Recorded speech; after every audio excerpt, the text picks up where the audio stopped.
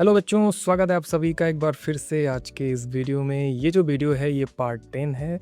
महायोगी गोरक्षनाथ विश्वविद्यालय में जो प्रवेश परीक्षा होने वाला है उससे संबंधित इम्पॉर्टेंट क्वेश्चंस का हम लोग सीरीज चला रहे हैं। पार्ट 10 लेकर के हम लोग आ चुके हैं, ठीक है। इसमें भी हम लोग 25 क्वेश्चन देखेंगे और जैसे ही पार्ट 11 लेकर के मैं आऊँगा उसमें 50-50 क्वेश्चन को हम लोग सॉल्व करने वाला है, ठीक है। जो कि मैंने ऑलरेडी आप सबको प्रॉमिस किया था कि हम ऐसा करेंगे।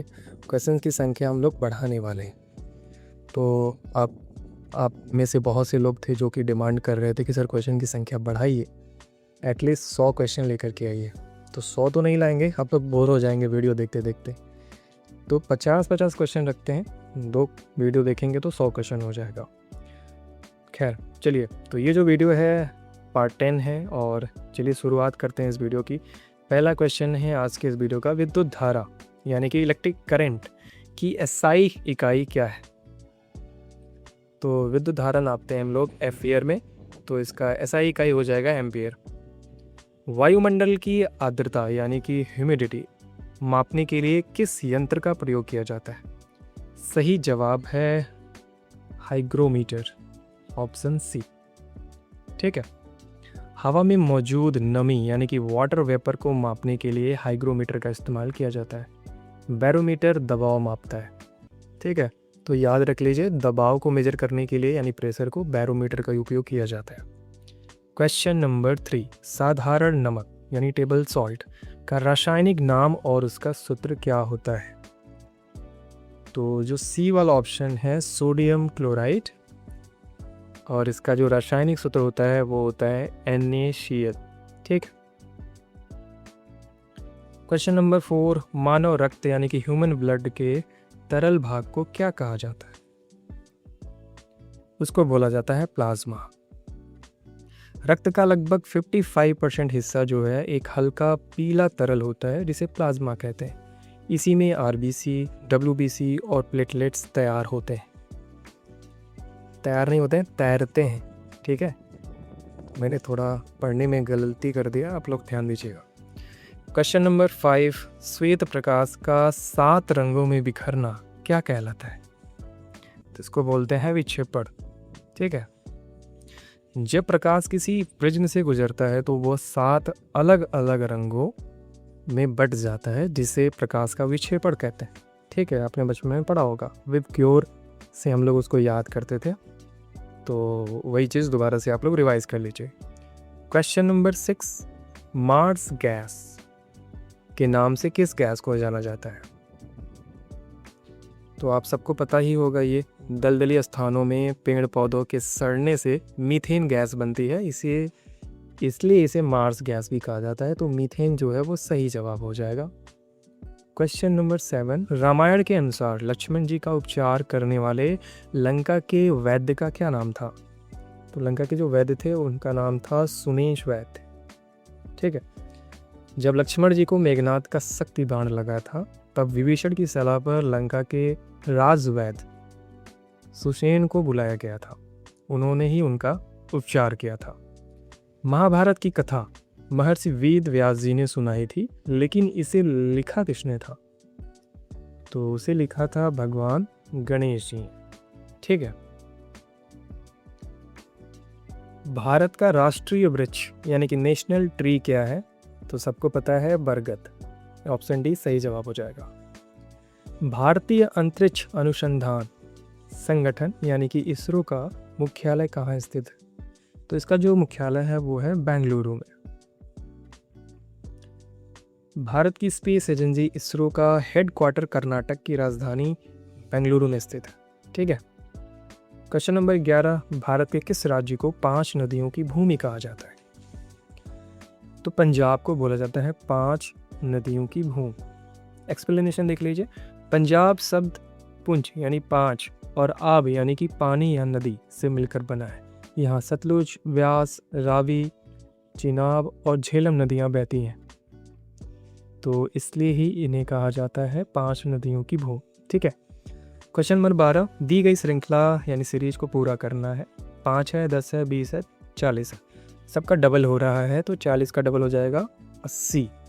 तो ऑप्शन सी यहाँ पर सही जवाब हो जाएगा। ठीक है। क्वेश्चन नंबर 13, यदि कैट को 3120 लिखा जाता है, डॉग को क्या लिखा जाएगा? तो अगर आप देखेंगे अंग्रेज़ी वर्ड वाला में तो सी जो तीसरे स्थान पे आता है, ए जो पहले स्थान पे आता है, टी जो 20 स्थान पे आता है। इसी तरीके से आप देख लीजिए डी कौन से स्थान पे आता है, ओ कौन से स्थान पे, जी कौन से स्थान पे।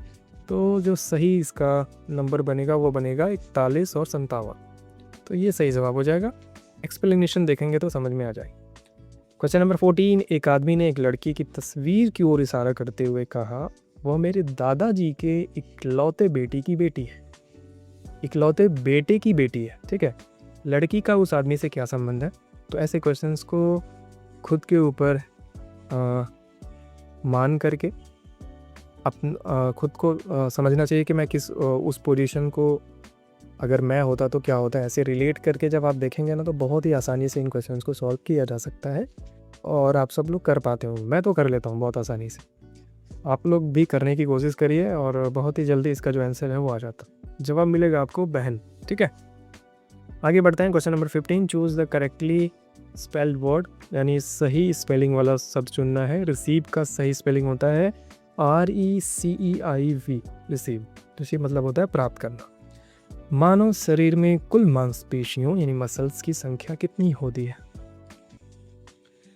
तो 639 होता है।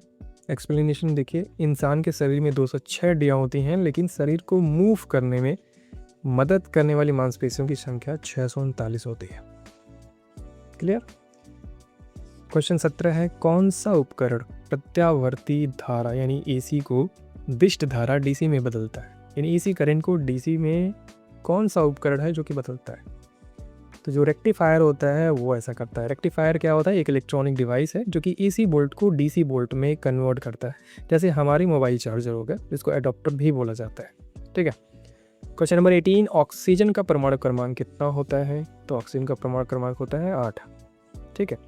तो पीरियोडिक टेबल में जितने भी एलिमेंट हैं कम से कम 20 आपको याद होने चाहिए। उनका एटॉमिक नंबर क्या है, एटॉमिक वेट क्या है, ठीक है। उसका जो इलेक्ट्रॉनिक कॉन्फ़िगरेशन होता है उसको भी आपको करने आना चाहिए। ये लास्ट सेल में कितने इलेक्ट्रॉन होते हैं उसके, ठीक है। इससे भी रिलेटेड एक एग्जाम में क्वेश्चन पूछे जाते हैं। रामायण के अनुसार लंका के द्वार की रक्षा कौन सी राक्षसी करती थी? यानी कोई फीमेल राक्षस थी जो कि रक्षा करती थी। सही जवाब है लंकिनी। क्वेश्चन 20, महाभारत में धृतराष्ट्र, ठीक है, महाभारत में धृतराष्ट्र और गांधारी के सबसे बड़े पुत्र का क्या नाम था? सही जवाब है दुर्योधन, ठीक है। एक्सप्लेनेशन देख लीजिए। कौरव 100 भाई थे जिसमें सबसे बड़ा दुर्योधन था और दुशासन उसका छोटा भाई था, ठीक है। बाकी के भाइयों का नाम का जिक्र आई थिंक बहुत कम हुआ है, इसलिए उनके बारे में लोग नहीं जानते। आगे बढ़ते हैं। क्वेश्चन नंबर 21, एक स्वस्थ मनुष्य के शरीर का सामान्य तापमान सेल्सियस में कितना होता है?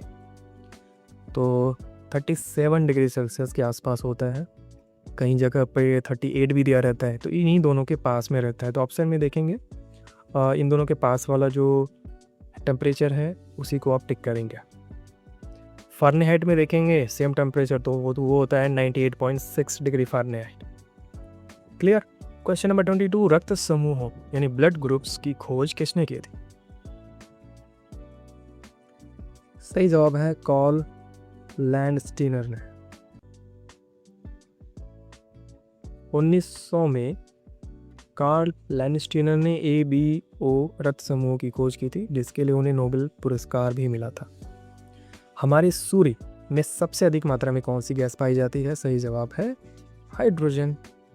सूर्य का मुख्य रूप से हाइड्रोजन लगभग 73% और हीलियम लगभग 25% गैसों का एक विशाल गोला होता है, याद रखिएगा। पृथ्वी के सबसे नज़दीक का तारा कौन सा है? सही जवाब है सूर्य। सूर्य को तारा क्यों बोलते हैं?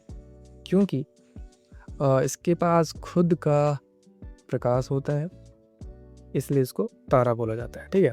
एक्सप्लेनेशन देखेंगे तो सूर्य खुद एक तारा है और यह पृथ्वी के सबसे नज़दीक है। सूर्य के बाद दूसरा सबसे नज़दीक तारा इसको बोलते हैं प्रॉक्सिमा सेंचुरी, याद रखिएगा आप लोग।